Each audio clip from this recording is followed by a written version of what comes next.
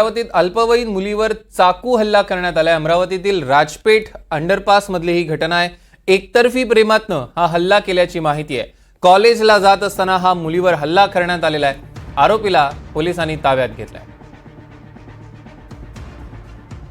आज थोड्यानी हा मुलगी 17 वर्षाची वाचली आहे। आता आम्ही पोलीसवाल्यांसोबत बोललो आहे।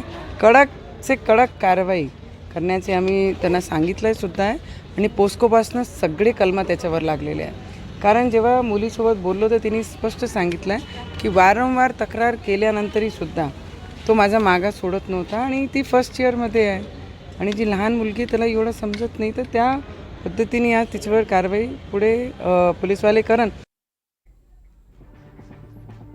तर आपण बघतोय अमरावती येथील अल्पवयीन मुलीवर एकतर्फी प्रेमातनं चाकू हल्ला झालेला आहे आणि अल्पवयीन मुलीवर सध्या जिल्हा रुग्णालयात उपचार देखील सुरू आहेत। या पीडित मुलीची भाजप नेत्या नवनीत राणा यांनी जाऊन भेट घेतली, तिची विचारपूस केली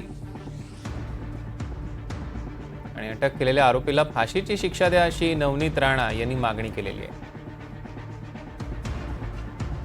शुभम बायस्कर आपले प्रतिनिधी आपल्यासोबत फोन लाईन वरून जोडले गेले, त्यांच्याकडनं अधिकचे अपडेट्स घेऊया। शुभम, नेमकं काय घडलं? खरं तर ही आज सकाळची घटना होती आणि या सगळ्या घटनेच्या नंतर अमरावती शहराचं जे आहे ते समाजमन आहे। या सगळ्या प्रकारावर खासदार नवनीत राणा यांनी सुद्धा प्रतिक्रिया नोंदवलेली आहे आणि वेगवेगळ्या क्षेत्रातून सुद्धा यावर प्रतिक्रिया येत आहे आणि जे काही आरोपी आहेत त्यांच्यावर कठोर कार्यवाही करण्याची मागणी होती। शुभम, या संदर्भातले अधिकचे अपडेट्स आम्ही तुमच्याकडून घेऊ। तुर्तास धन्यवाद।